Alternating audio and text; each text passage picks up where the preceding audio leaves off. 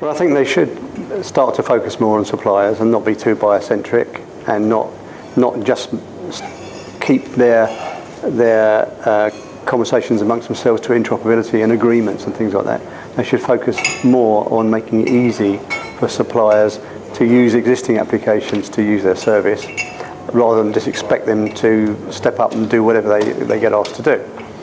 So what we want to do is send automatic invoices to our customers in a touchless, integrated way. We don't want any interference or formatting of our invoices. We don't need anybody else to do anything to them. If the receiver wants them in some other format, and we send an industry standard invoice to the first corner of our relationship, then why should we need to worry about what the receiver wants, format they want? You know, we don't really care about that.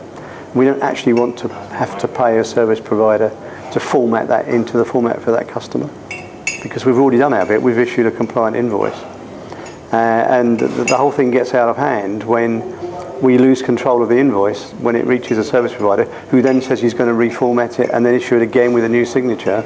We've lost it. So it's no longer in our domain. We don't have it in our archive. It's in the service provider's archive.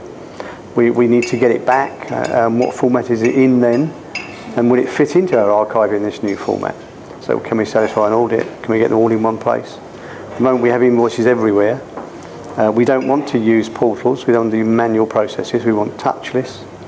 We don't want a service provider to do really any validation on our invoice before he accepts it on behalf of that customer, because he's going to reject it maybe. We don't want him to do that.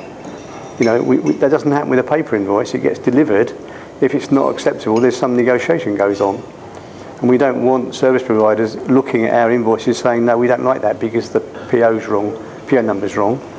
Well, we think they're all right. Our invoices are all perfect. And we don't want to have validation issues in the middle where we can't actually get the invoice in. And this is a new phenomenon for us, where if there's a paper invoice goes out, it's gone. If we issue an electronic invoice and we can't get it into a system, what do we do with it?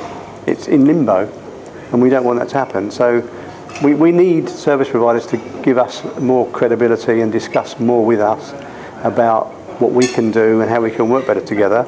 And we want to send simple data sets, not complicated ones. We don't need all half the stuff that they demand. And we want to get simple orders, send simple invoices. And we reckon that then it'll be cheaper, faster, and more take up if we can do that.